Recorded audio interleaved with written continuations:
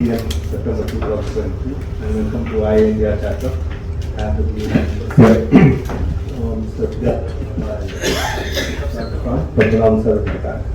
and welcome once again. This is a new location, so we're trying something new also, something like streaming is going on. So this is the first time we're trying to move the hybrid one. Those who don't know me, I'm Ravi Viraragan, partner in the life of this year as IIA President of Chennai Chapter. So we try to do a mix of programs now. We'll be doing some lot of hybrid model we're trying out, and then we have a POG next week. Then we have a October event also, November event. Next week there's an event in Coimbatore on September 24th. It's a joint IIA SARPA program. So we want to do some regional programs as well. And you would have seen more video clippings coming out of our Chennai chapter main box. Anup is coordinating over it, so more activity, more fun, and so we'll see. Hope to see more of you more often nowadays, and any suggestions can come back to us. 1 second. And thanks once again for coming. And protocols are there is a washroom on the right hand side, so and then the AC lifts on the 7th floor. This office is under renovation, so we'll have some challenges. Or else we'd have done a bigger floor on the 9th or 8th. So. And then there is another room. If you think it's suffocating or something, we have another boardroom you must have. Once again, thanks. And I have Arjun Pratap, who is going to be the speaker today. And once again, I have Vidyabaran and Rangasa to take over. I have a president's call right now running, so I have to join the national president's call. So I'll join you in about 1 hour's time. Thank you, sir. Thank you.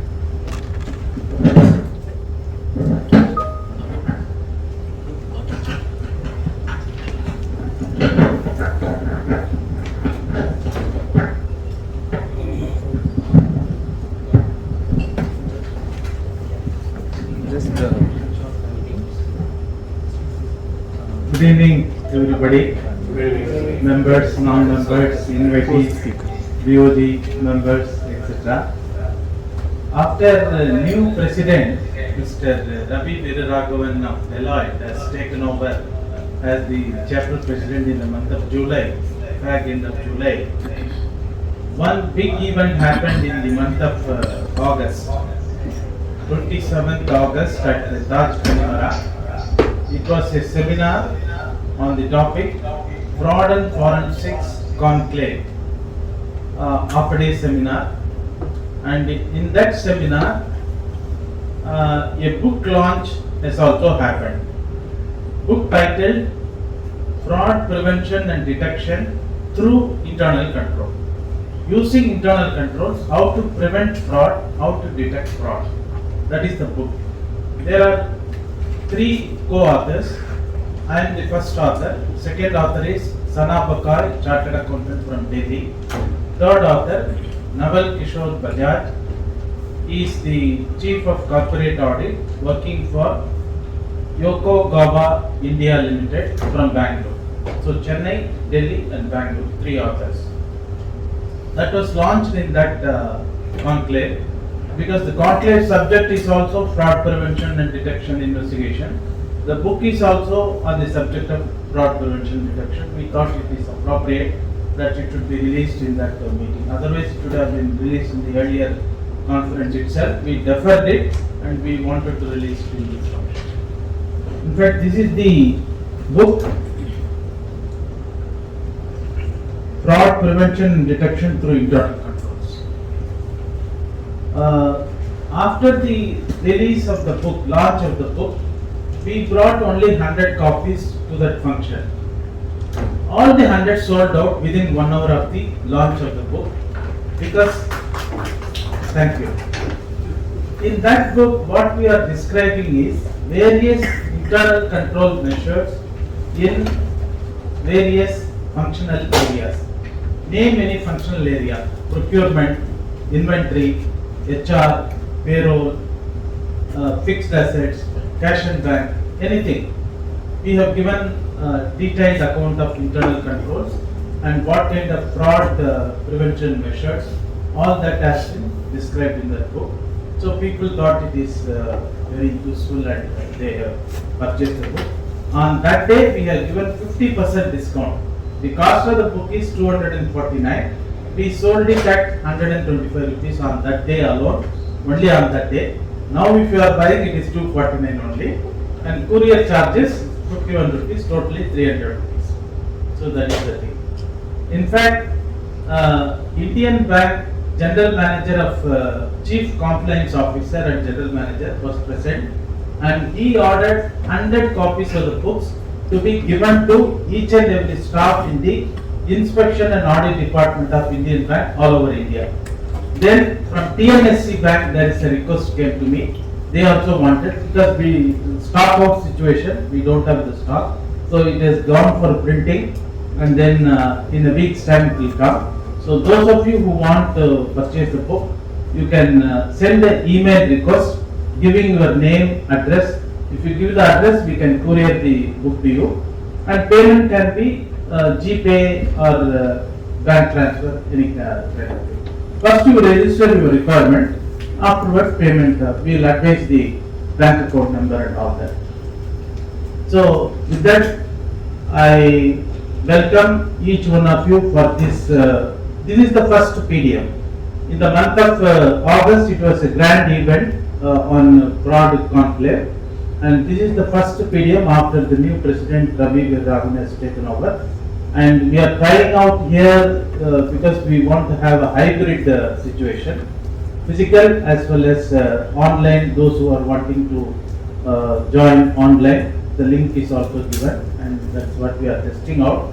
If it is proved successful and other things like parking facility and all that is good here, then we may continue month after month. Otherwise, we will see what it is. So, in fact, we planned another speech by treasurer of the chapter, Deepika. She is caught up in the traffic. In the meantime, what we can do, we will go ahead with the presentation by the speaker. Speaker is none other than Arjun Pratap of Deloitte itself.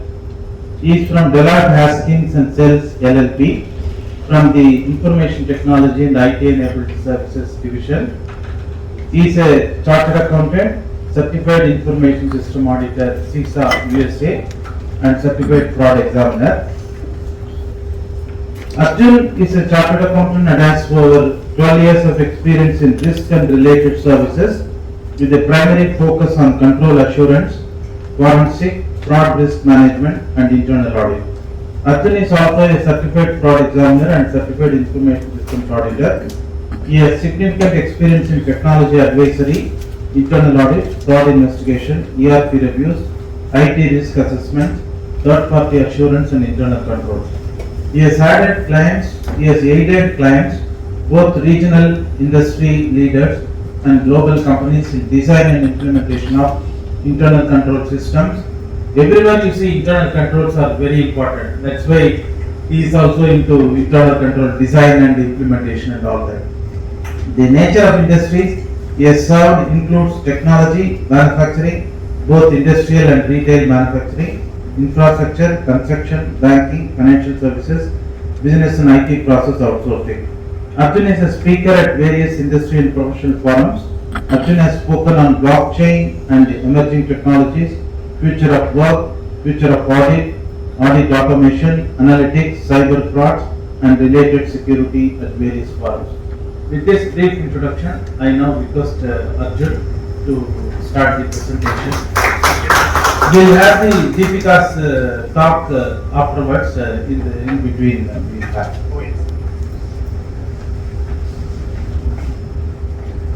Very good evening and warm welcome.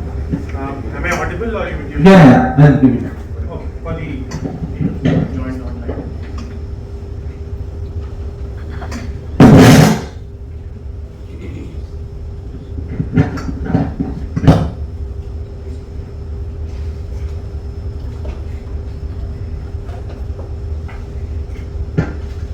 Yeah, good evening. Everything I'm clear?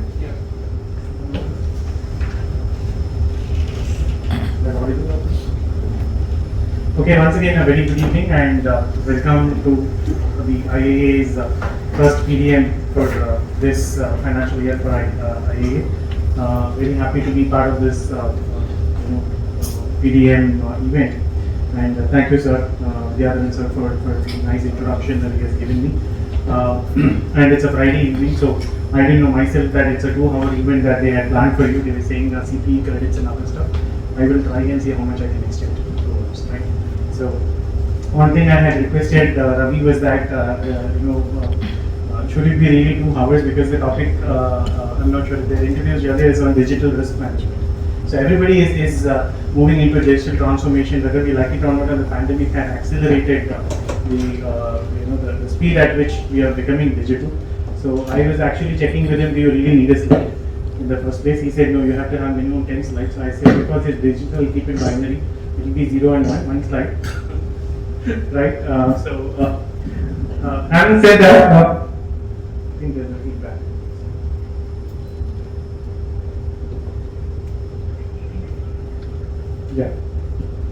Yeah, so having said that, a quick backstory.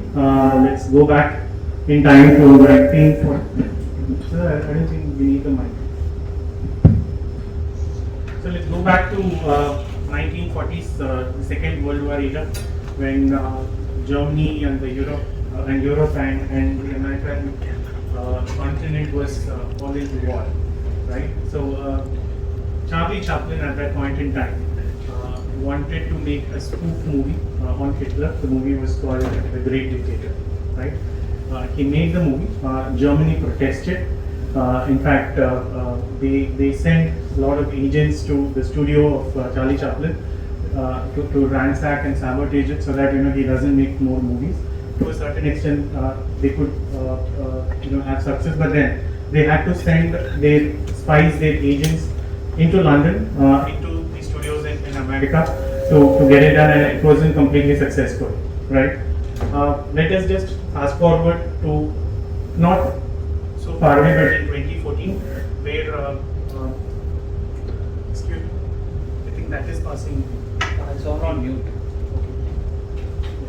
So, move to 2014, Sony Pictures made a spoof movie again on another dictator, Kim Jong-un, named The Interview. Right? North Korea protested, stating that this is something that Sony Pictures should not go around with, but they did not budge. The same way like Charlie Chaplin did, they went ahead and released the movie also. So what did North Korea do?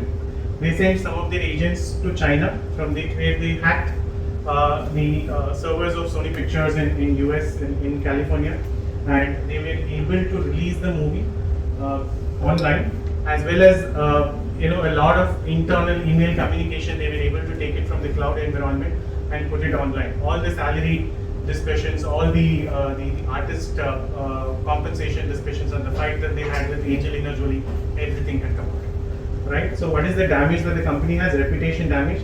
And it does not take a huge amount of physical task force like the way they did in 1940 when Germany sent certain spies. All that they had to do was hack sitting out of a server room in China and then attack US, right? And we are seeing that much more aggravated after the Ukraine conflict that is currently happening.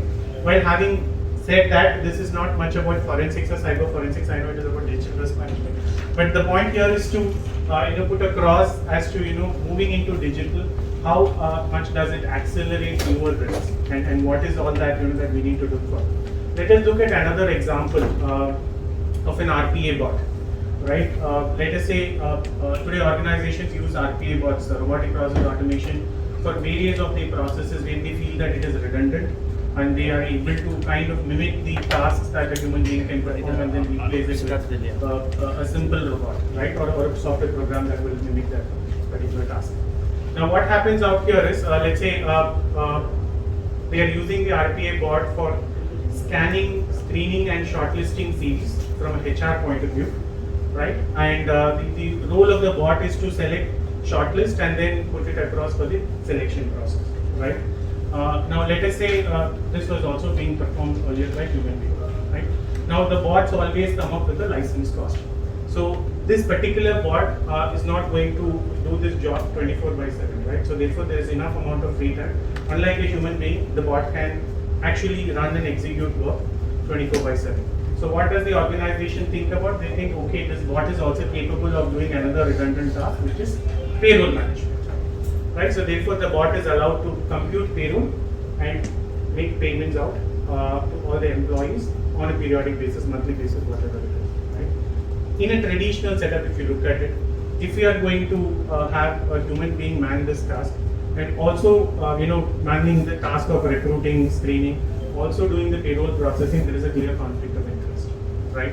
Does it really apply in a digital world, right? And if it does apply, what are the caveats that we need to think about? So these are the new types of questions, but at the same time, you have a bot which does not, at least at this moment, think like a human being to kind of create a conflicting role and therefore not abuse that power that bot has, right? So what is it that the organization today, modern world organizations should think about, right?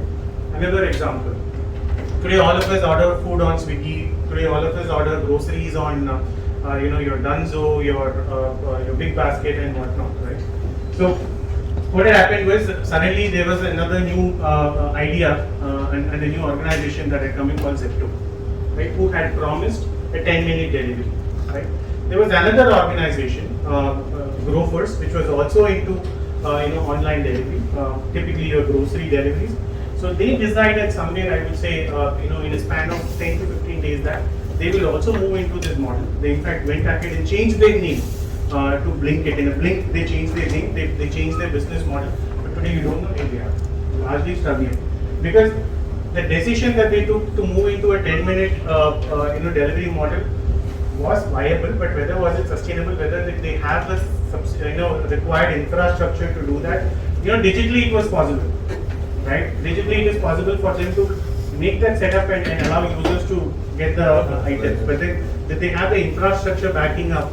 Did they have the stores nearby to actually ship the items within 10 minutes of time? Did they have that much of scale to operate as they did? That is therefore the business model failed. So, when we are looking at such rapid amount of digitalization happening, what are the different kind of risks that any organization would look into, and what is the role today a risk manager would have to play? What is the role that an internal auditor will have to play? Where do they actually step in? And through this entire life cycle, who are all the key touch points that we need to look at? Is what we are going to look at, right?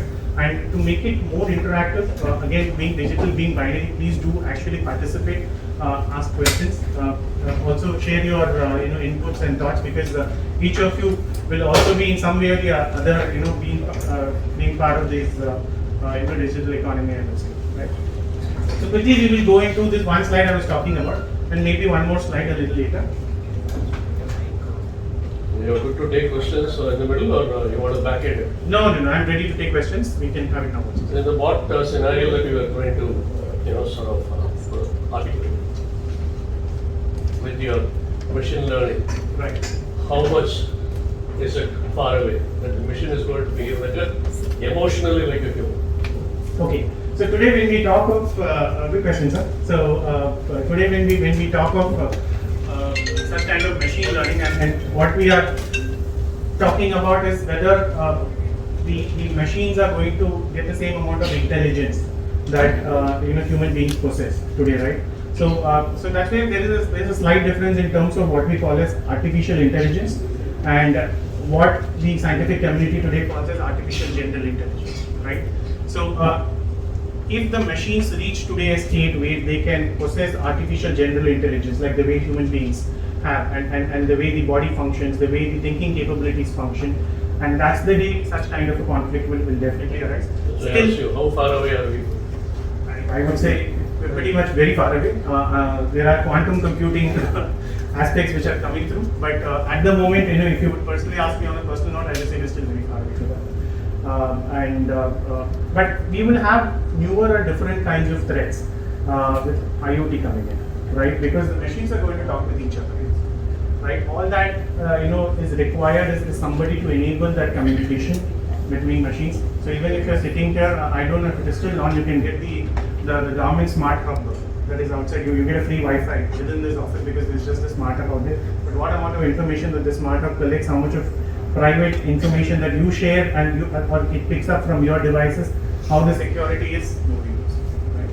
So, and then you also give a consent, and that will be a 20-page or 24-page, font 4 size consent document that we will give. They address the risk management that way by providing the consent. But do we actually have that kind of a wherewithal to actually know what is it that is getting shared? And that's a question, right? And that is all what we need to look at, when we are also looking at the digital risk management point of view. So to your question, we are still very far away from artificial general intelligence, but we will have to see. So while quantum computing, what is it that it is going to bring about? And the nearest risk I would think about is when IoTs start exploding to a larger extent. Now 5G is also almost there; it's a reality.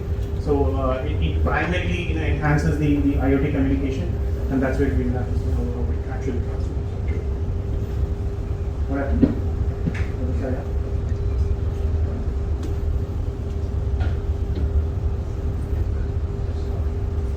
It's there, no?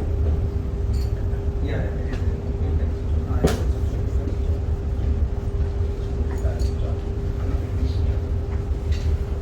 The next slide.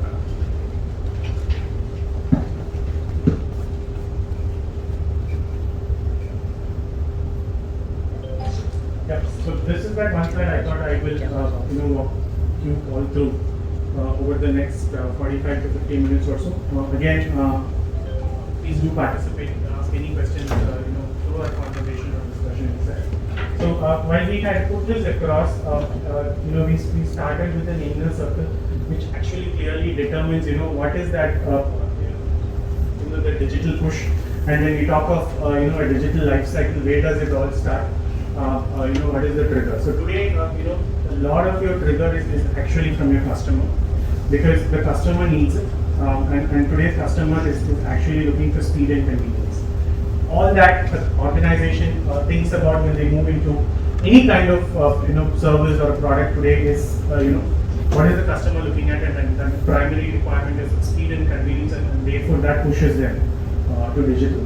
Pandemic, as I had mentioned, did accelerate the speed of digital to a greater extent, and therefore when your customer is pushing it, your employees are expected to adapt to it, right? And therefore that speed of the faster process also triggers an internal organizational change itself. The expectation is that the operations also is expected to change faster. Today we were just talking about with Raman from Sudham some time ago that today everybody is talking about a faster finance close process, a same day close, and that's something that they are saying that will become a reality very soon. What was a month later is many companies today, listed companies even today are closing in 7 days time from the end of the period.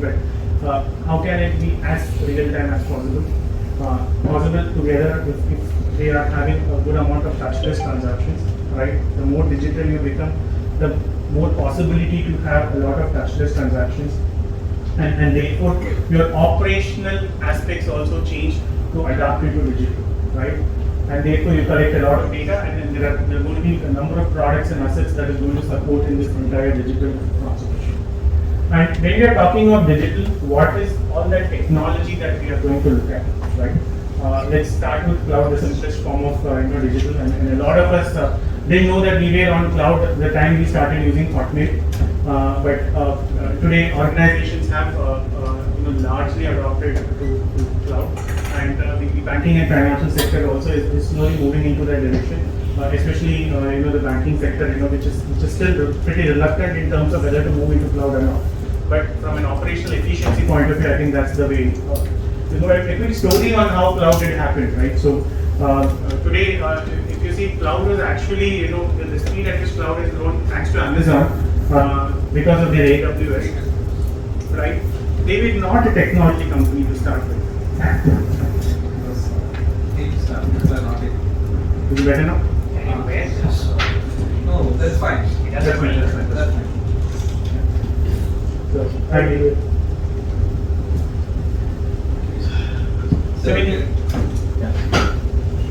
Thank you. So, Amazon was never a technology company like you see.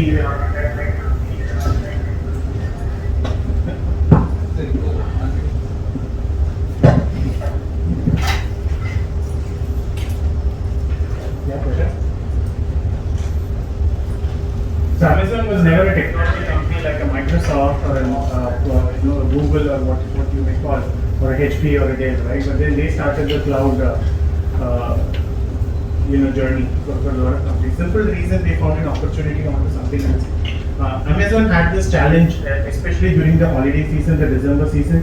In most of the times, because of the huge amount of traffic that the users log in and then go for festive sales and buyouts, the server capacity was very low. Therefore, it started crashing. Right? To address this, they had increased the server capacity by 90% because the amount of traffic that they had to manage was to that extent. What they did not realize was that after this particular festival season, what is it that they are going to do with the excessive infrastructure that they have created?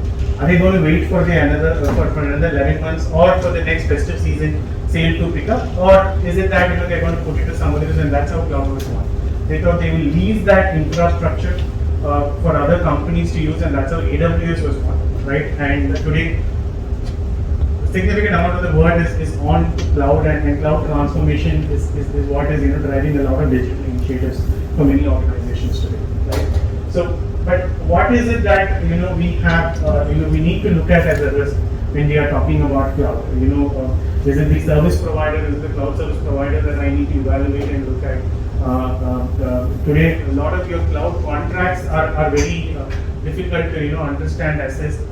They will say you have a good amount of security that the cloud environment will provide, but at the end of the day, it is all up to the particular organization which will choose and adopt the security that they would want, right?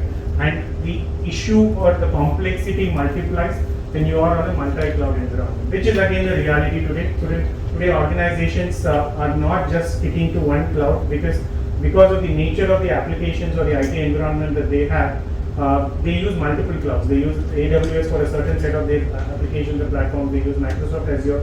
So therefore, it is a multi-cloud environment, and they need special skill sets to manage this multi-cloud environment and ensure that the security is at par with all of these multi-cloud service providers, right? So therefore, you need to build that skill, and then you have a risk lying out there.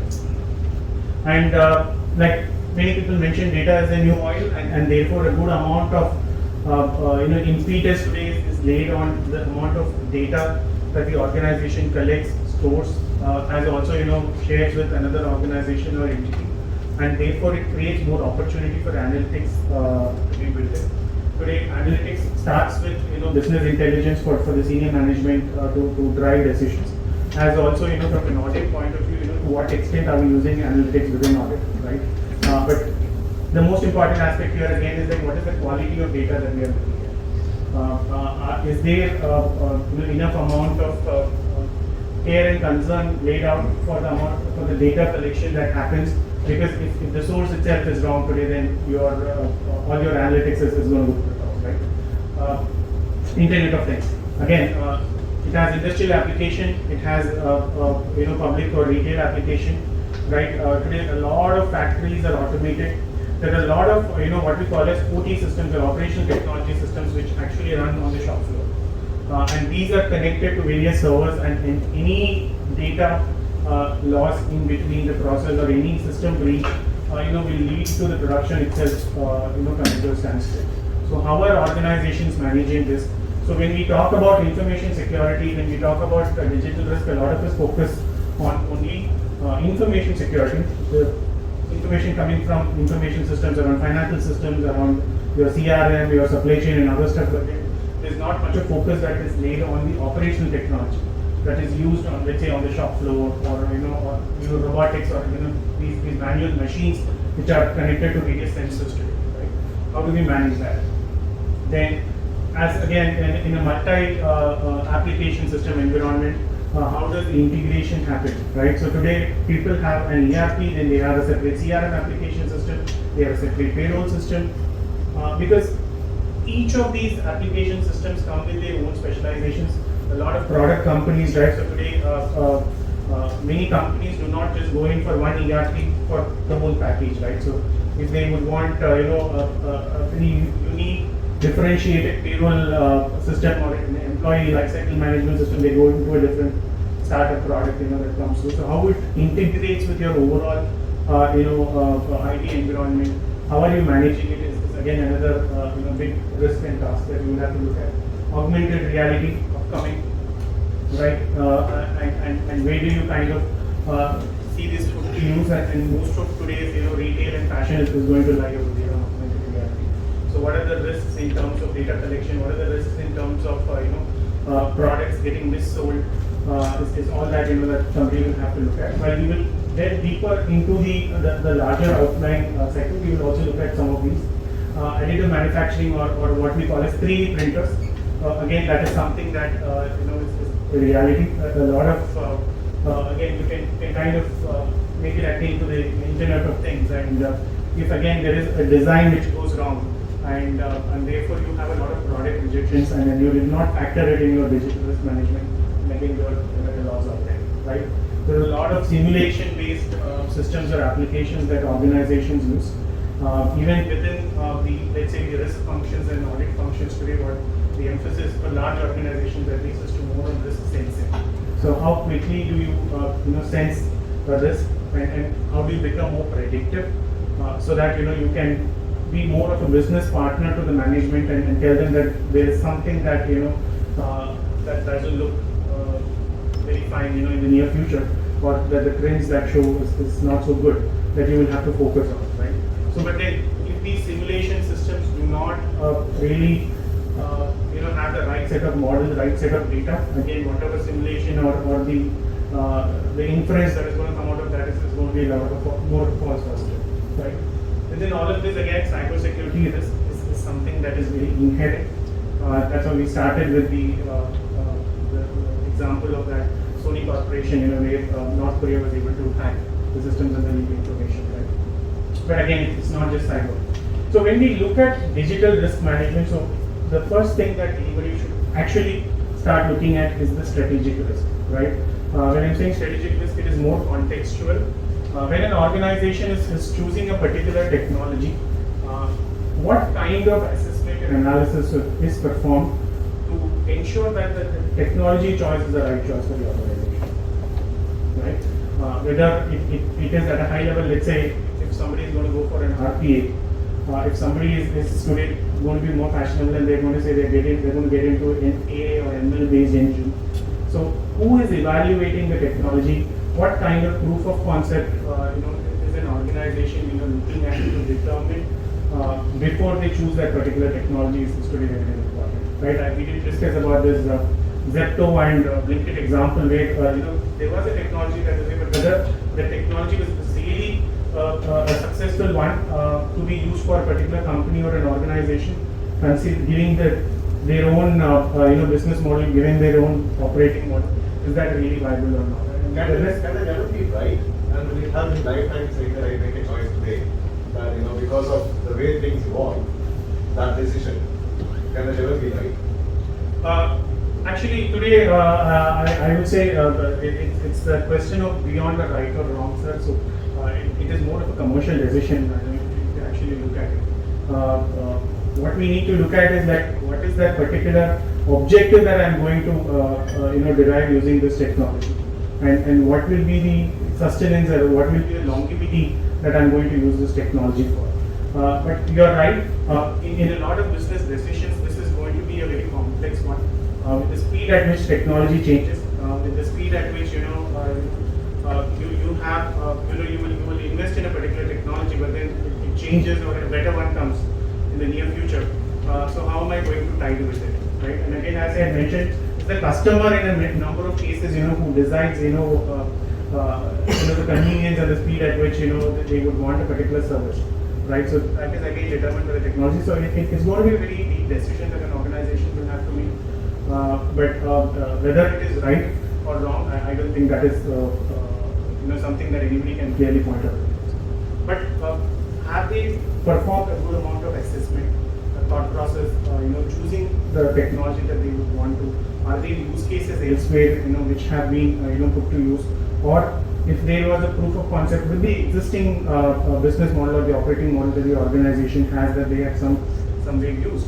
I think that is going to be something that we have to do. Even if you look at the open market, the ONDC that the government is trying to introduce, and they are also trying it as a pilot in some cities like Coimbatore, Bangalore, Mumbai, in a very closed network, and trying to evaluate whether the marketplace is really going to work. actually, the objective is for the small and medium enterprises, the vendors to, get on board, akin to something like what an Amazon or a Flipkart does, right? So, but then, is it really going to kind of transform or change? There's no future proofing there, or even if you have to take a future proofing, not beyond 6 months or a year max, right? So Okay, 6 months or a year is too short a decision for any organization to even choose. So, in terms of business decision, one is the first thing that they would, if it is going to be a customer-facing product or solution that they're going to choose, all that they are going to first look at is like how am I going to sustain or retain the existing set of customer base, but at the same time increase my market share and growth, right? If in the next few months or through the life cycle of this particular product or solution that is about to be launched, if they are able to fairly estimate this, I think then that is a decision or choice that they will have. So if it's more an economic or a commercial choice, but then the risk clearly lies out there. Despite having all the mitigation measures covering the other areas that we're talking about here, if my contextual aspect doesn't fit in, if I choose a technology that really doesn't work, right, it's not going to be. For example, classic example is public sector banks. I don't know if we have somebody from public sector banks. As much as they would want to go digital, still their customer profile is even today above 48 years of age, right? A significant 50% plus. So therefore, the adoption to technology may be not at the same speed as what the age group below, let's say 40 years or 35 years is going to come in and adapt. But at the same time, nobody thought that with the speed at which digital economy will change with UPI and other things coming in, so that age group also was able to quickly move into it, right? So while every public sector bank today has let's say a mobile banking interface or an application. I think it is again the user experience that they will have to focus on for much more adaptability. While it is today a need for anybody to not have a footfall at the branch and make it more convenient. I think where they are missing out is on while they have chosen the technology because everybody else is in the same line and they will have to join the bandwagon. What they will have to also importantly think about and choose is the user experience part. If my customer profile is let's say 50 plus years, so what kind of user experience or user interface that I have to give onto the mobile app? Did I collect information as to this kind of an age group, what kind of device do they use? Are they going to use a tab to log into an application? So that kind of a business thought process will have to go through. Even talking about that very same technology, right? So we are talking about the OS you take, on a laptop, for example, be it Microsoft Windows or even iOS or even your own Android, right? So you design an application for a specific OS, and then by the time the application is launched, the OS is new, and the compatibility issues come in. True. So that's what I was trying to. Yeah, but yeah, so that's that's a business decision to stay in the market while I have developed something. Have I upgraded it?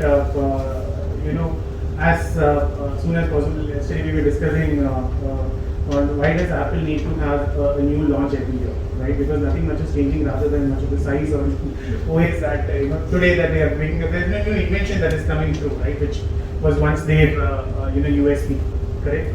So therefore, what they always do is that they change the features in terms of the look and feel. The UI, typically largely the UI is what they change, and that's how they're trying to. Security bugs keep coming through, right? Whether you are going to upgrade a device or not, that's a given thing, right? But because of this UI and therefore the OS change, somebody will have to also upgrade their app to support this particular OS, right? So, but then that's an investment decision that they will have to consider at the time of choosing a particular product or technology itself, right? Just one more question on the strategic risk. Yeah. You were discussing on the decision to buy a specific technology, but within that specific technology, you have multi-brands and service providers who offer various solutions. For example, RP, you have UiPath, you have Pega, so many. Automation anyway. Yeah. So what happens is once the organization takes, for example, UiPath and runs through it for a year, implement everything, they decide that they have to change it to Pega, which is a much more beta version of it, which needs the coded individuals and needs a separate team. So how risk management can be proactive to avoid these kind of situations, because this involves cost, chain management, all transition controls get slashed, and passwords getting unlocked at the one particular point of time. So all these falls in place. So how would a risk management can be more proactive to consider all these when RPA is blooming, so everybody wants to get into it. So that becomes a objective. Yeah, so I think risk management will have to simply think about putting this as an evaluation checklist, right? When you evaluate a particular technology at a larger level, what kind of technology that you're going to choose. And if you have chosen, let's say, an RPA bot to be chosen, who are the specific product companies that you're going to go with, both from a technology support point of view, compatibility point of view, as well as the commercial point of view, right? We need to also evaluate, this bot is today going to be used in which particular task area, and what is the additional user, what are the additional users or tasks that this bot can be provided. Therefore, there's a whole lot of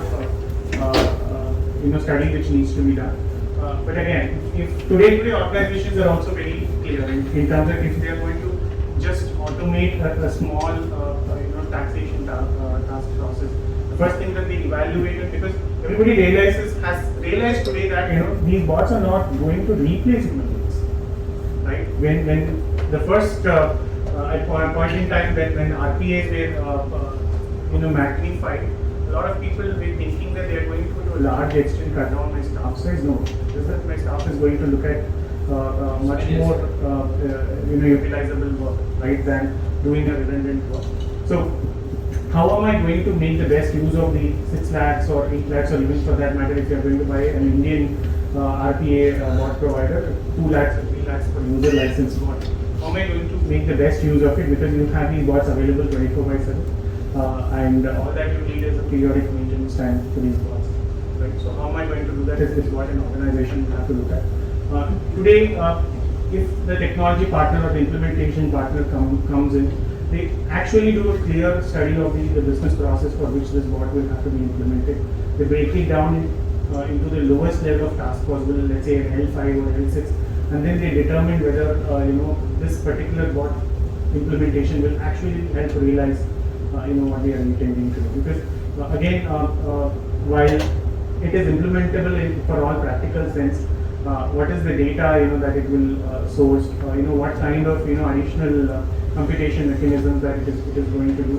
That also determines the amount of the money that the organization will have to spend. We have seen organizations where a lot of business re-engineering was required. So even for a small bot implementation, the amount of investment that was required was as good as an ERP implementation, right?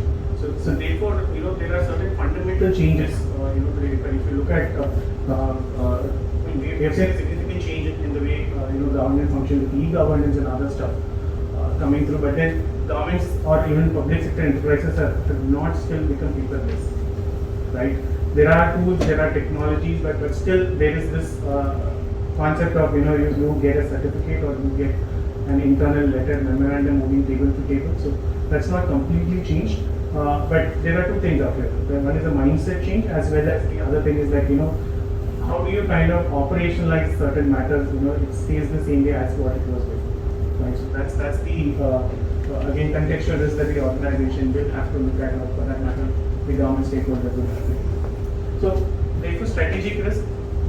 The detail to which you go in and evaluate a particular technology is very important. But again, today, if you are going to simplify a small task and which has use cases elsewhere, there are a lot of plug-and-play players today, right? So there are even bots which need not run in your own environment. There are bots which are running on the cloud, and you just have to kind of interlink to your environment and make it simple, right? So you just need to understand what kind of use case it will apply, how it has been a success elsewhere, and accordingly determine.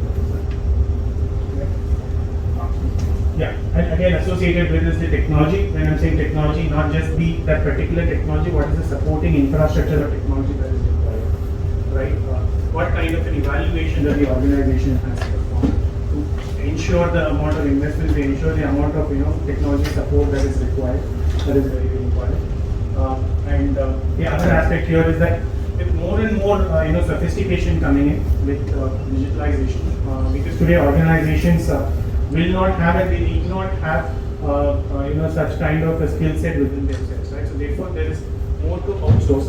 So again, when I'm outsourcing, then my risk, what I'm having within the organization, is now extended to an enterprise outside of my organization.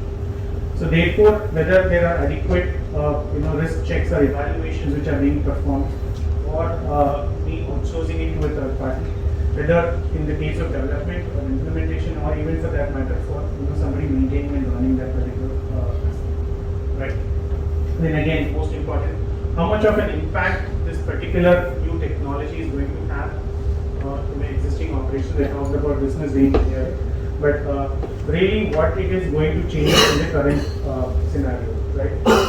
I would have certain operational controls in place. How is it going to change? We talked about in the one of the first few examples, how SOD is going to play a different kind of a role. Say the same bot, which is going to help with recruitment, screening, shortlisting, and even onboarding a candidate, and also performing a payroll.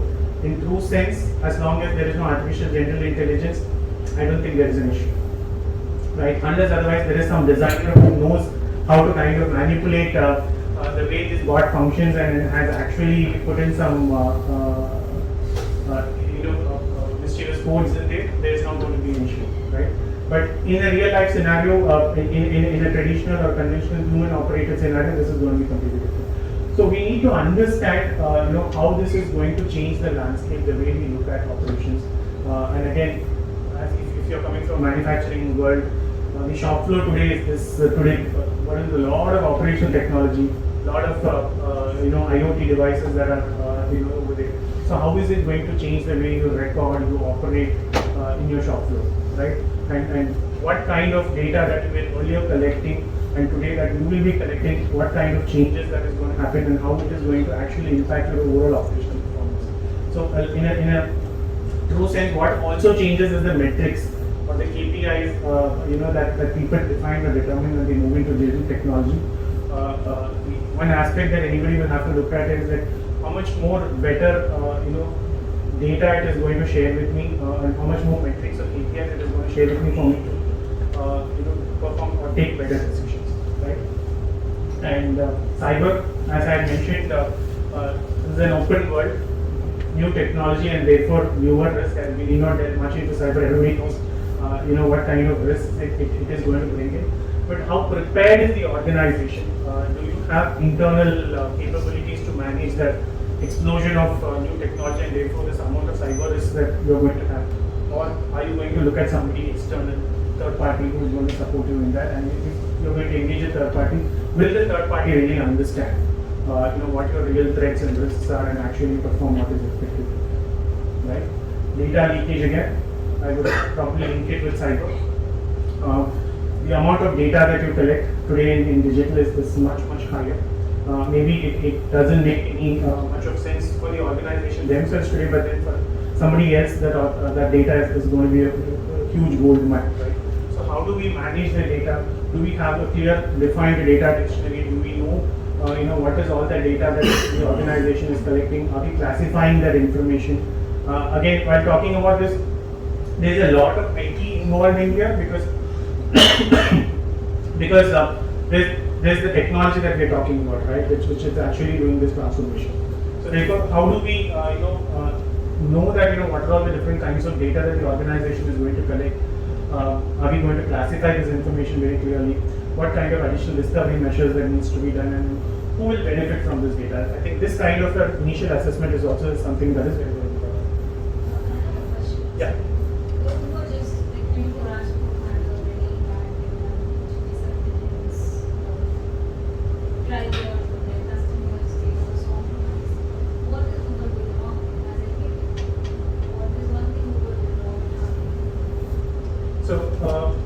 One thing that I would like to tell you is that nothing is secure in this world. As much as everybody would promise a good amount of security, nothing is secure because we do not know what are the different touch points we have when we provide our data, right? And you're talking about Uber. We were today in the afternoon discussing about another client organization of ours who actually interestingly found some of their own data lying in dark web.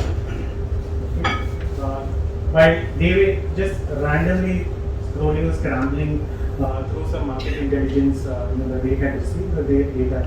But till date, they had done a good amount of cyber forensic investigation. They were not able to understand how the data went wrong. They have all the intrusion detection mechanism. They have all the security measures put in place. But what is that touch point from where the data has gone out? They are not able to know. So to a certain extent, I will tell you, today all your data is public. It is for the organization and the individual citizens to choose what needs to be private and put it down. Again, this is going to explode much more with IoT coming into picture, right? Because you have machines talking and you enable something, you do not know what specific data that is going to be exchanged between devices and where it is going to get stored, right? And therefore, while a certain amount of, a little more than reasonable levels of security measures can be carried out, nothing is 100% secure in the cyber world today. So I will give you that truth. But then again, what drives all of this? So that doesn't mean that today we don't need electricity, because somebody is going to get a shock. You're not going to stop using electricity. So that's the way, and we have become so dependent on the internet world, the connected world today. And pandemic has taught us even more. So we will not.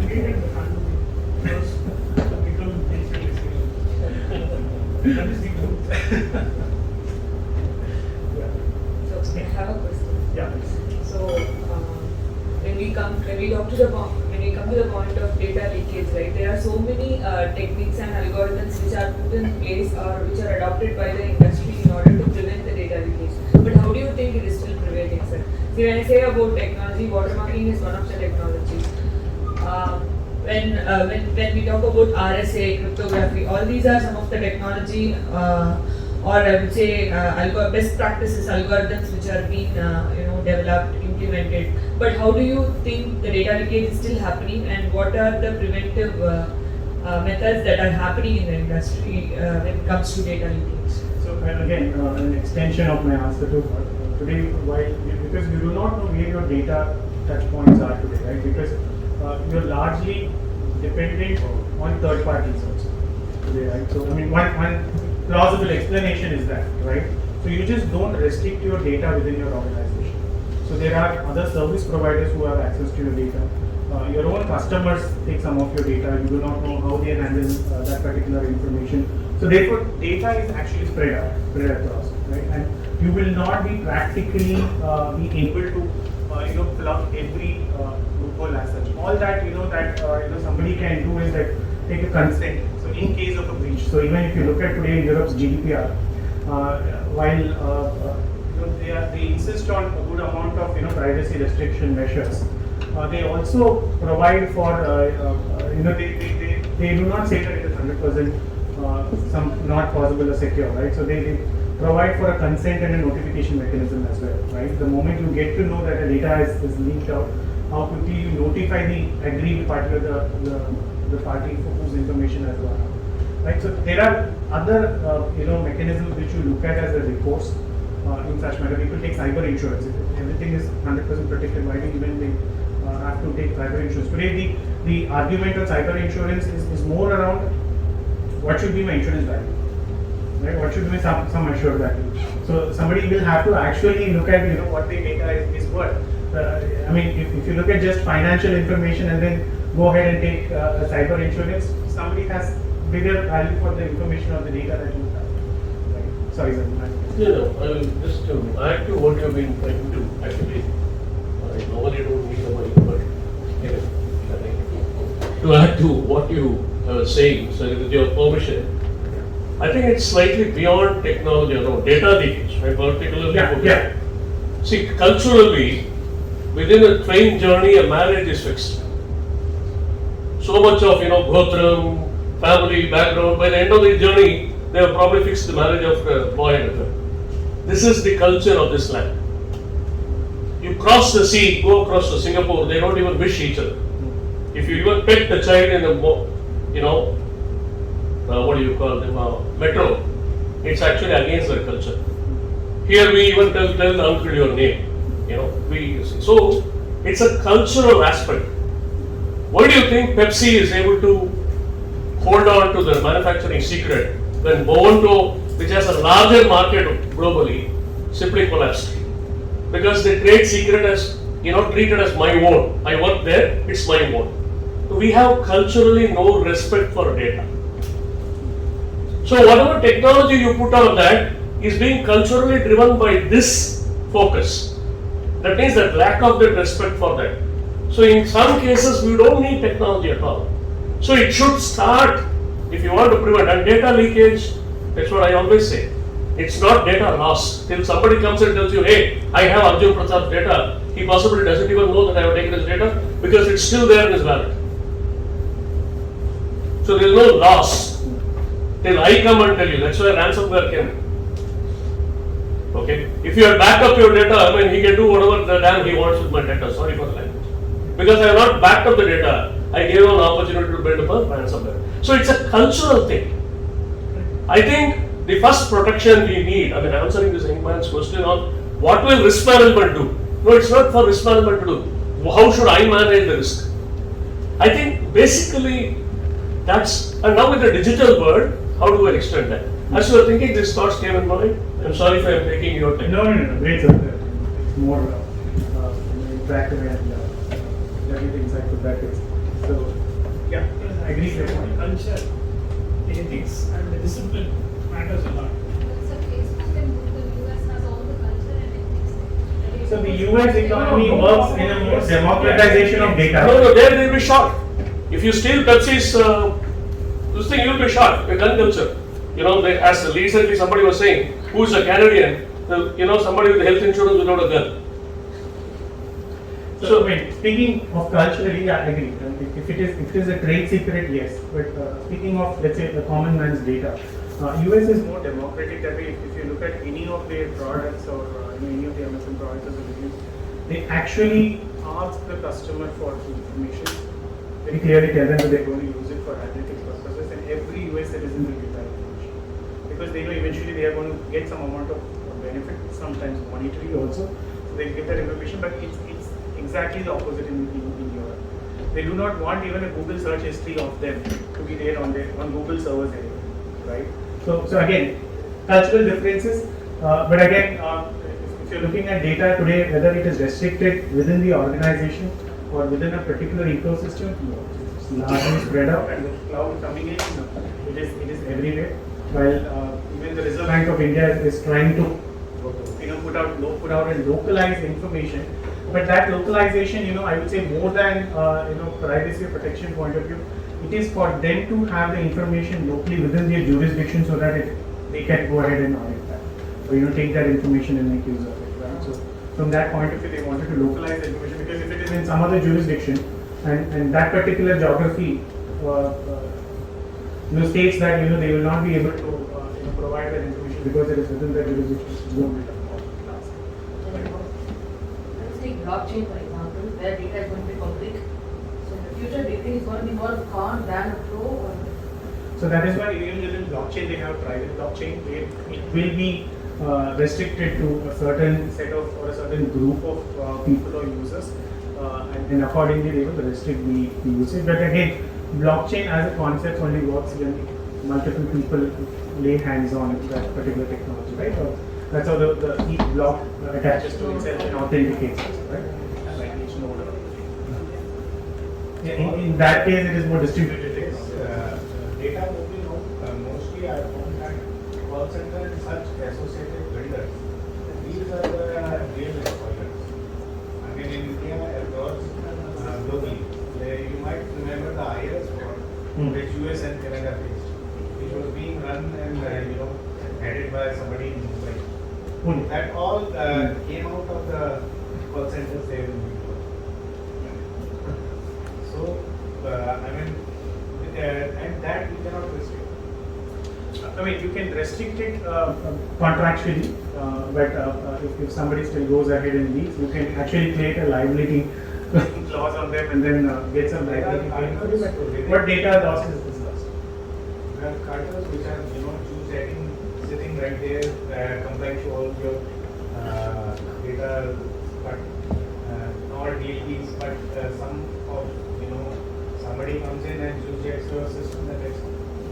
And today this is organized crime, right? Any cyber theft, data theft is organized crime. It cuts across borders.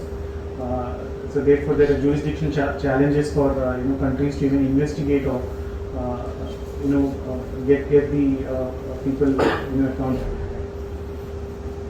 So again, yeah, I think we discussed about privacy a bit, and thanks to Sir, so he had given that example also. Regulatory is another important aspect. So again, if you are in the regulated industry, any new technology that you are bringing in, if it kind of changes the way you have been operating, and from a regulator's point of view, if there are going to be certain challenges that you did not address, even from a risk management point of view, then that's going to be flagged, right? That's primarily because the regulator should also be comfortable in the way you use modern technology. Classic example today is while part of it is technology, part of it is actually business or commercial real use. The buy now pay later, right? Where organizations like Amazon, with the help of some digital lender, is able to sell products, and that particular digital lender is going to actually fund that particular purchase of the Amazon customer, and the payment is only going to happen after 30 days. RBI's strictest concern or issue here is that that particular digital lender and Amazon are not falling within the regulatory framework at all. They are not registered as a financial participant, right? So how do you actually look at this lending transaction within the purview of regulatory norms, right? So they had then put up a notice letter stating that this kind of new ways of lending, then there is a 100% credit or online credit card backed purchases which never gets within the regulatory framework of purview. Then that is something that which the RBI may not be able to catch also, right? So they had put in a ban or a bar. The digital lenders also from their side, they had written even to the Prime Minister's office stating that this will stifle innovation because they are innovating on newer things, but because of the regulatory intervention, they are not able to get that last mile access or connectivity of financial inclusion to people, right? But then again, whatever the ban is, if there is a bank backup today, because the banks fall within the regulatory framework, and then therefore, if there's another banking backup and where the bank collateralizes some of that particular funding, then RBI expenditures are next. So therefore, there are a lot of regulatory implications that will come through. How do we evaluate that?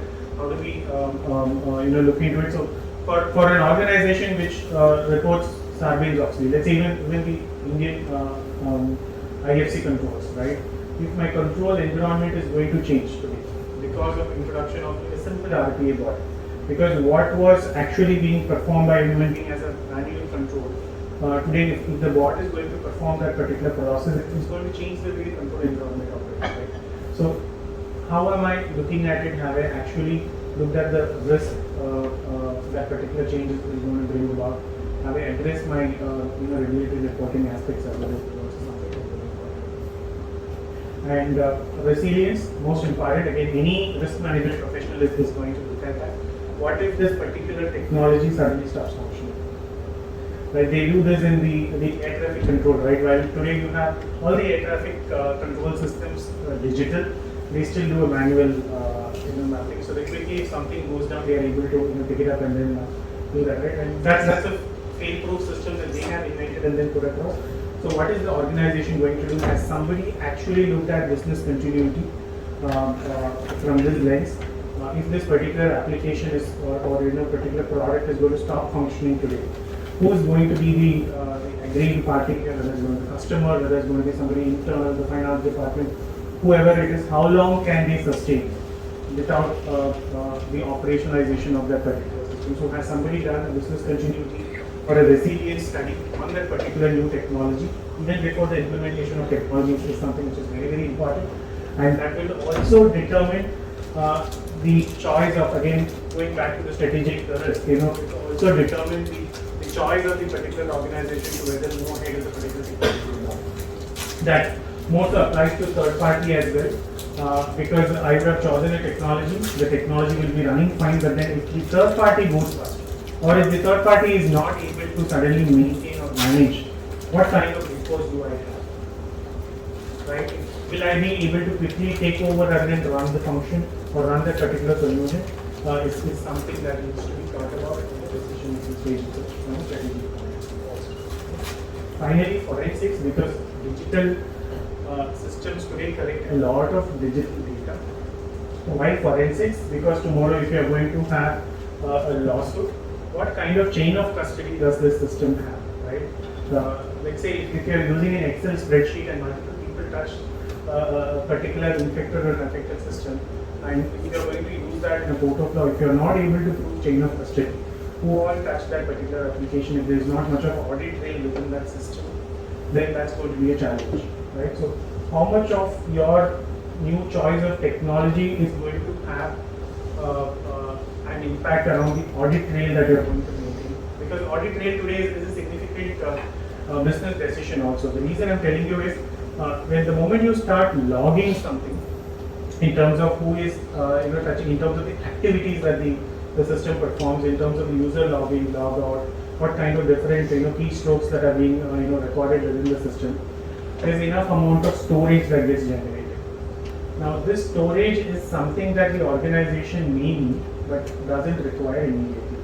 So a lot of organizations from a performance point of view, because their servers get jammed with so much of storage getting collected even from keystrokes point of view, so they determine and decide whether they need this particular information or not in the first place.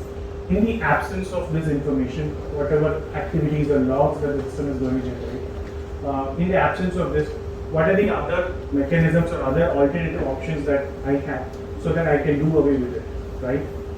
So that's a not just even a forensic decision, even from an audit trail point of view, that's a very important decision because again it will require additional infrastructure investment for the organization. If not infrastructure investment, additional space on the cloud, right? Therefore, that's a very important aspect. So overall, if you put across these parameters, these 10 parameters, from your risk assessment point of view, you basically create a digital governance framework, right? So when an organization starts to choose what kind of technology it is going to pick up, and what is the driver for the technology? Is it because of a customer choice? Is it because I need to digitally operationalize my internal way of working? Is it because my employees are looking for a better change in terms of the way they engage with the organization?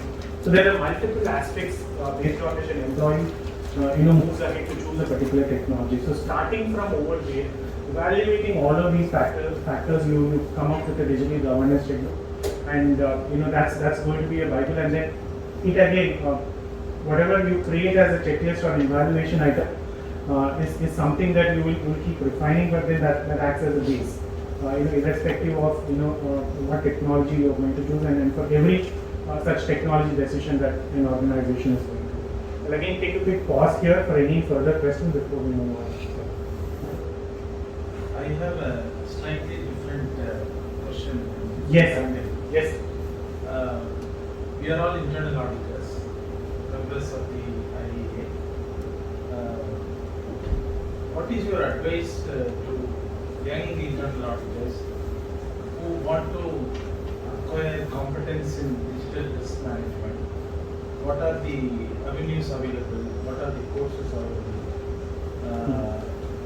On those lines, if you can give advice to youngsters, it will be a very good question, sir. So today, I will answer this both sides because when I'm saying both sides, I'll tell you what I'm talking about.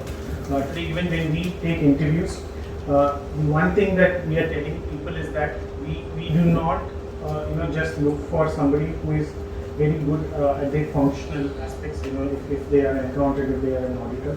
Just that today the world requires a lot of techno-functional professionals. Somebody who is very good at functional knowledge, but at the same time is able to appreciate technology, understand, appreciate technology, because nobody writes a ledger book anymore, right? So with even the Ministry of Company Affairs coming out with a lot of requirements for even small and medium enterprises to activate audit trail and other stuff. Everything is in the system today. Even for a restaurant buyout, you are doing a Swiggy purchase, everything is getting recorded, right? And therefore that kind of technology understanding is very, very important for anybody, whichever profession that we are choosing. And the World Economic Forum themselves have said that of the 10 jobs that is going to die away very soon, auditing is at number 6. Okay, whichever auditing it can be, external auditing, internal auditing, right? Because there is going to be a good amount of technology coming into picture. We are talking about blockchain, so we have distributed ledger, immutability, right? To a greater extent, if it gets implemented, a lot of the basic transactions are going to be taken care of over there. Right? So therefore, the auditor's role is more to look at the design of these systems, understand. I mean, you don't need to know the technology syntax per se, right? You need not understand, write the code, but you will have to appreciate logically how the system functions, analyze and then understand where is data collected, where it is getting stored. Today, a lot of people will use jargon, structured data, unstructured data, but someday people will have to understand some amount of basics of technology, without which I don't think they will be able to do the same thing what they have been doing before. Correct. I tell this the other side when I'm saying if I'm getting in my team also, I have a lot of more technology professionals who come in who will help us and understand the technology bit of it. I tell them if you do not understand the business or function, then the application of technology is not going to succeed anyway, right? So it's a techno-functional world. So today, Bill Gates says that even at third standard, students should start to learn coding, right? So that's something is something very basic requirement, like the way you learn the basic science or mathematics. Somebody will have to learn computers at such a young age. Right? So therefore, a job also it is to be techno-functional. In terms of how do you equip yourself, how do you enable yourself. I think one is there are a lot of today online courses which are available in terms of understanding of basic technology itself, right? Be it a blockchain or be it what is artificial intelligence, what is quantum computing going to bring up tomorrow. So there are a lot of these Harvard online courses, Udemy, and then you have an academy. There are a lot of these online courses which are even free, which are available, right? Which correct. They have a data science program. They have an executive program for professionals. The basic BSc even has a lot of online courses that are coming through. The candidate has today so much of choice to choose now. But for an auditor to look at it, if they are going to, I would say, audit, take audit as a profession, then I think information security audit is a VISA or a CISA is something that they will have to take up and do it if they want to actually certify themselves in this particular area. But also they will have to very clearly understand the technologies. And today's younger generation, I think younger generation, those who are fresh out of college and then who are coming in joining us, they are able to quickly grasp and understand this because they are using this technology largely, right? So today even ERP systems are going mobile. Right, everything is on the mobile. Today a lot of people approve invoices on the mobile, right? So then for the risk manager, it is more important to understand what kind of mobile data management or security is actually there in the mobile, because we use the same mobile for personal use as well as for official use. So how am I going to contain the information from going out of a particular app? So that is very, very important to very risky also. But then again, there are solutions or tools which will ensure that it is contained within a particular application or a mobile app that you use, and then you are not even able to copy paste and then take it to another application. You can still take a screenshot. So When there are apps which we are not able to take screenshots. screenshot. Organization would realize that they still ask us to be meeting in once they realize it happens. It will take time.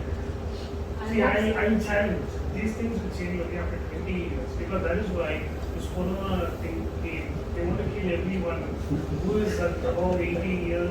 Whoever goes into the hospital, they're dead. They're dead. They have decided. And there are certain hospitals being given this instruction directly from the ministry telling that you do this job. We want digitalization in the future, and the baby who is getting born today, that baby is going to teach us digitalization tomorrow. Is it a ethical killing, sir? So there is a challenge which everyone. So actually, good one. Digital ethics is a very interesting topic today, which is more taken up because digital ethics also talks about digital inclusion, right? Whether if, let's say today the government provides a lot of digital services, but is there a mechanism to ensure that the same kind of experience, the same kind of services are provided to somebody who is not on the digital platform, right?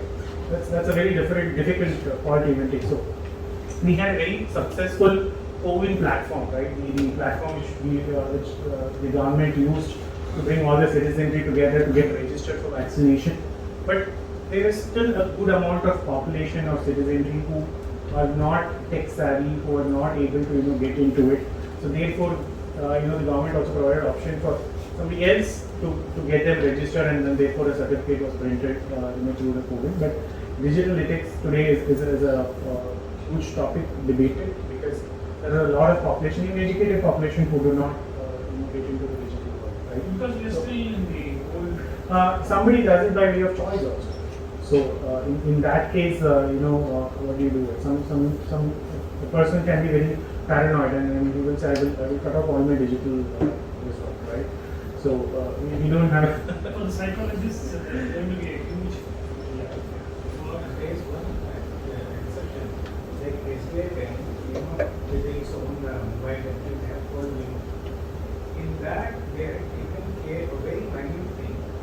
They had taken that all the vernacular language, the display would be in a slightly larger Font. and it has been taken because they thought that this would be majorly used in rural BCD class of city, which where people might not be using the progressive lenses. Right. So that is why that minute thing has been incorporated. So that speaks that how well the thing can be Noted, right? online. Online people. No, what you say is very good about design thinking. Somebody thought through about this. So that's what. So what kind of user interface or user experience am I going to design? Out of this is very because at times the technology that somebody chooses will be the right technology, but the way it was applied will actually determine the its usage also, right? Start quickly for 2 minutes if you can do the next slide. So I promised you 2 slides, so I'm not. Yeah. So we were talking about digital inclusion. So is there a digital obsession now? Like use of technology for betterment, it's all on the good tone. But when it comes to security products and other security risks, which you are talking about, data leakage, cyber risks, cyber threats, there is no proper product, or like he told, we went for one RPA solution and later there's some other RPA which is doing it very low cost in a more better manner. So I think there is no digital risk awareness or cyber risk awareness itself, where the companies are just exploiting the people, where you have so much products, you don't know as a software as a service, should I go for the product or not, I don't know. But they are selling, you have a firewall now. This is the need of the hour. Whether that firewall is required at that case or not, is actually, that awareness is not there from MD to IT, CTO. I need to say, because there are different products and different ways, and they are not integrating, like how different modules of an ERP seamlessly flow. That awareness is there. But these type of risks which we are perceiving, it's not, I need to say, going in with the particular solution. And thanks for taking this up, because, and that is why we need this digital risk management.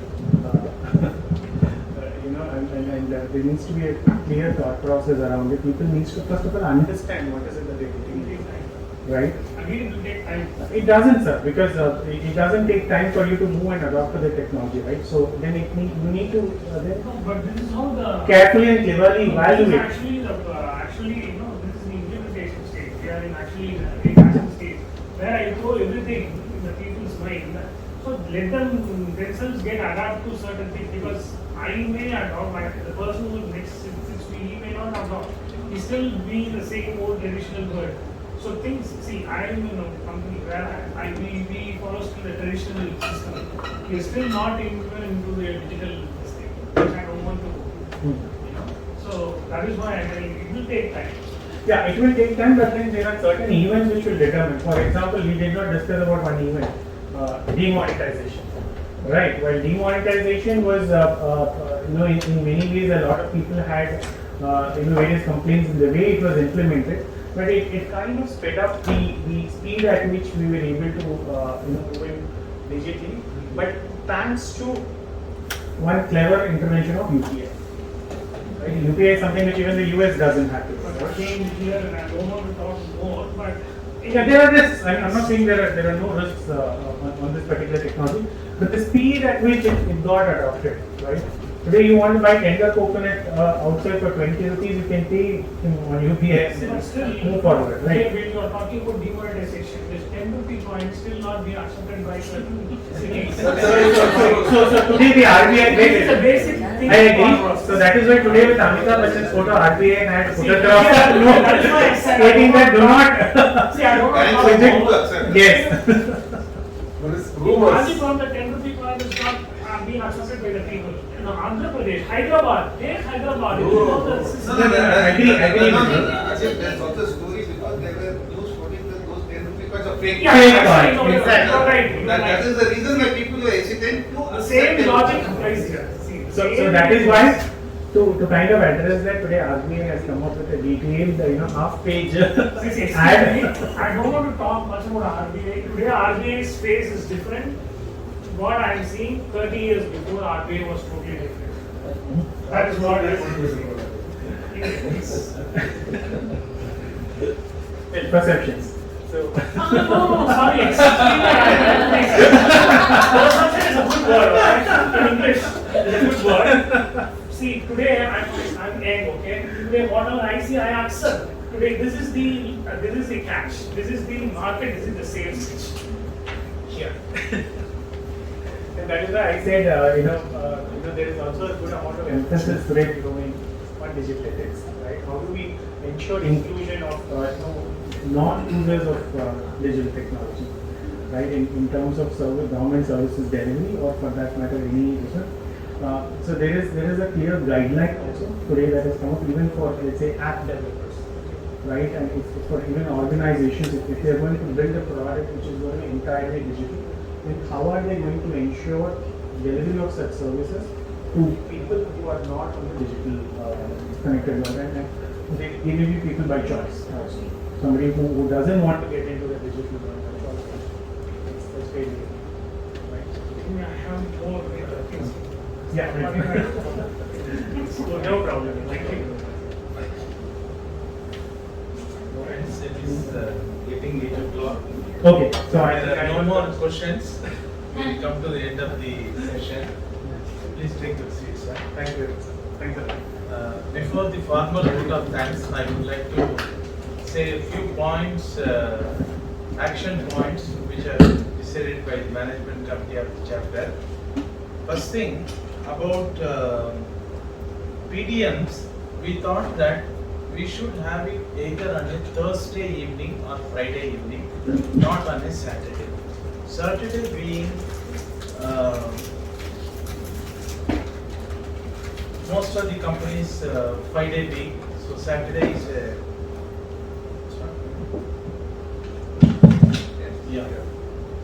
So what is your opinion? Thursday evening or Friday evening? Which one you prefer? So that we can organize hereafter. Second week, second Thursday or second Friday? Is it okay, or you want on a Saturday? We feel that many of the people do not want it on a Saturday, because Saturday means from their homes, which may be far off places, they have to come all the way to the city for the meeting. So working day means after the end of the office, they can come. Yeah, there are many people are nodding their heads. So we have it either Thursday or Friday. That is one thing. So actually, Yeah. it is depending on the people choice, right? Some might prefer on Friday, some might prefer on Saturday. You see, there are two bigger institutions playing their role in Chennai. IIA and ISACA. ISACA, they have their own, their event on every second Saturday of the month. Okay. So IIA has it on Friday. So I think Friday. Yeah, good enough that's to what. go with it. Friday is better. In fact, the reason for not having it on a Saturday is that ISACA is having it on a Saturday. So let us not have it on Saturday because many of the members are members of both the institutes. That is one thing. And also where there's a long weekend, we can advance it Thursday. Yeah, if there So is that a long is the weekend thought because process. of Friday holiday, things like that, So we can people advance it go to out Thursday. on a long weekend. So we will have it on a Thursday. So- That is why I said either Thursday or Friday, depending upon the weekend situation. Secondly, we are going to have monthly newsletter from the chapter, which we are planning to release from next month onwards. So that is the decision we have taken, which will give important information and few articles on the subject topics of interest. Also various kinds of news about the programs being held and PDM dates and topics and all that. That is another thing. Then new areas planned during the current year will be our website. There is a complaint from most of the members that our website is not up to date and everything. So we are going to update the website and make it current and up to date. Then more workshops and trainings are going to be conducted. Earlier we used to have conference once in a year. Now we are going to have conference 2 times in a year. One is a regional conference which will be either in Coimbatore or Kochi or Trivandrum kind of thing. One will be in Chennai. 2 conferences will be there for the year. And seminars once in 2 months instead of once in 4 months kind of thing which we were having. Then Why you are not considering Bangalore? yeah, the reason is we are region wise. Madras chapter has to serve Tamil Nadu, Pondicherry and Kerala. Bangalore chapter is there, so they will conduct in Bangalore and Belgaum and other places. That is the reason why. And then more digital attend online also. we are also going to have more digital presence. For example, even this PDM, there is a hybrid one. It will be a hybrid Similarly, model. we are going to have hybrid sessions for PDM as well as seminars and other things. So that people who are unable to come physically, they can join virtually. Also, sir, can we you have almost 111 people attending online. Online alone 111 people, apart from the physically present participants. Sir, can you please also automate the process of PDM registration till issuing certificates? You see, PDM CPE certificates are wanted by CIA qualified people, whereas in the case of ISACA, every member wants it for reporting to IIA, ISACA Global. Whereas in the case of IIA, only those who are CIA qualified, very few in number, they only want the CPE certificate, others are not. That is why we are not generalizing. But whoever is asking for it through email, within a few days we are issuing the CPE certificate. I mean automating the process itself. Yes, yes, sir. It's in progress, sir. We are doing. For the last conference, we have issued certificates, sir, for No, CPE. ma'am, what I mean is registering the PDM. So CP, sir, See, right now PDMs we are does not doing it require manually, right? registration, sir, actually. I'm sorry? PDMs does not require registration. It is a forum where we Free are program. inviting, free program which we are inviting visitors who are non-members also. Yeah. So here, what we are doing, we can do that also. Currently, the mail IDs, whatever we are having, that we are recording attendance. So along with that, we can issue CPE certificate also. Yeah, I mean the attendance even. Currently Yes, we are doing so that it requires manually. some digital presence here to mark attendance because it is not default on registration. CPE is on completion of attendance. So there is some process, may take some time, maybe a couple of months. We will have find out a solution for doing it, sir. It is under our plan. Yes, We will yes. try to do it. Another important thing, IIA India, All India Body, annual general meeting is happening on 28th of this month at Mumbai, in which our own Chennai person, Mrs. Uma Prakash, is going to take over as the President of All India Body. So that is one information. And first woman President for IIA India in the history of IIA.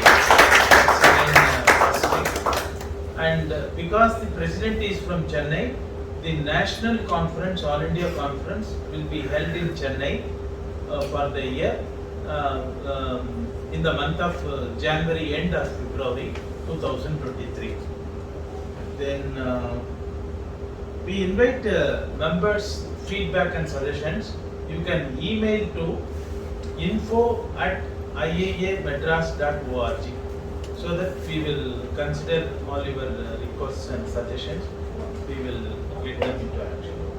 Thank you very much. So All India Conference, how many years long back is what that is? How many? Chennai. All India conference. It We was have in No. last year in Chennai. No, it is coming every 5th year because there are 6 chapters. Each chapter also where the president hails from the particular city, there we are conducting the All India conference. That's how we are. When I was a treasurer, we did it 30 years ago. 5 years, but yeah. So we thank the speaker of the day, Mr. Arjun Pratap, for within a short span of time, he has given the entire digital risk framework in a very lucid manner, very clearly he has explained. Thank you very much. As a mark of appreciation, a token of appreciation, I would request the Vice Thank you, President thank you very much. to the word from Good evening to everybody present. It's indeed heartening to see such a large audience in physical numbers, plus we have around 100 plus online. So I think this is one of the most attended program PDMs, and I sincerely request all of them to continue this trend of attending. It's going to be an hybrid model going forward, and of course, being used to physical meetings is always better, so that there's more interaction. And only where you are not in a position to attend physically, please adopt the online model. It always benefits both the speaker as well as the audience to come in person, interact, and also network. And of course, Arjun showed us the entire universe in one slide. Okay, thank you, Arjun. Thank you. We want to compliment Arjun because he was telling me why you are having a late evening 6:30 to 8. People will listen, but I will speak. By EL, the interest of everybody. Very good. Thank you Thank very you. much. Thank you, And- one and all. And any questions, feel free to write to Arjun. We have IDs here, Anup is here, and welcome once again. We'll have more programs and more live programs. Just to understand from Arjun, what is that in the second slide? So you have to ask him. He said, sir, please go and sit.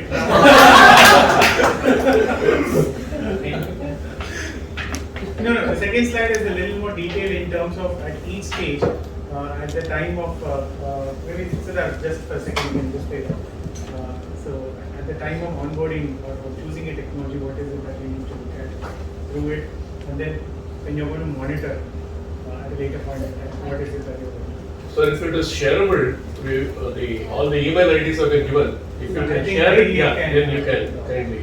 Thank you so much. This is on video recording. Yeah. I think there's going to be a video recording of this. Yeah. We'll be sharing this as an article.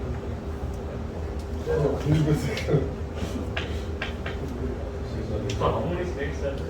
Just two. Sir, asking for 10, I said digital binary 0 and 1. I'm a traditional guy.